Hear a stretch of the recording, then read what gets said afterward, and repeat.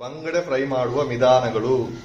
ಮೊದಲು ಮಸಾಲೆಯನ್ನು ಸರಿ ಉಲೈ ಬಿದೆಗೆ ಹಾಕಬೇಕು. ಉಲೈ ಬಿದೆ ಹಾಕಿ ಒಂದು ಅರ್ಧ ಗಂಟೆ ಮ್ಯಾರಿನೇಟ್ ಮಾಡಬೇಕು. ಒಳ್ಳೆ ರೀತಿಯಾದ ಮಸಾಲವನ್ನು ಹಿಡಿದ ನಂತರ ಫ್ರೈ ಮಾಡಬೇಕು. ಮಸಾಲವನ್ನು ಸರಿಯಾಗಿ ಹಾಕಬೇಕು.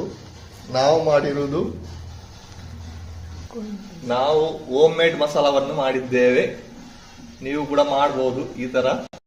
ಅರ್ಧ ಗಂಟೆ ಮೇಲೆ ಮಸಾಲ ಹಾಕಿ ಇಟ್ಟಿದ ನಂತರ ಅದನ್ನು ತವಕ್ಕೆ ಸ್ವಲ್ಪ ತೆಂಗಿನೆಣ್ಣೆ ಹಾಕಿ ಒಳ್ಳೆಯದಾಗಿ ಫ್ರೈ ಮಾಡಬೇಕು. ನೋಡಿ ಹೇಗೆ ಫ್ರೈ ಆಗ್ತಾ ಉಂಟು ನೋಡಿ ಬಂಗಡೆ.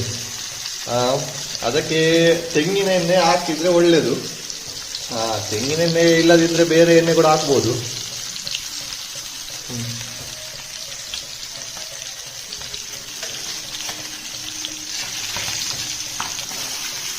ಮತ್ತೆ ಮೆಲ್ಲನೆ ಬಂಗುಡೆಯನ್ನು ಪಲ್ಟಿ ಮಾಡಬೇಕು.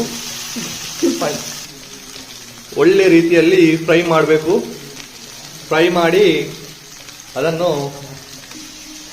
ಇದು ನೋಡಿ 3 ಬಂಗುಡೆ ಇನ್ನೂ ಕೂಡ ಬಾಕಿ ಇದೆ. ಅದಕ್ಕೆ ನಾವು ಹಾಕಿರುವುದು ನಾವು ಮನೆಯಲ್ಲೇ ಮಾಡಿರುವ ಮಸಾಲೆ. ನಿಮಗೆ ಮಸಾಲೆ ರೆಸಿಪಿ ಬೇಕಿದ್ದರೆ ಕಮೆಂಟ್ಸ್ ಅಲ್ಲಿ ಕಮೆಂಟ್ ಮಾಡಿ.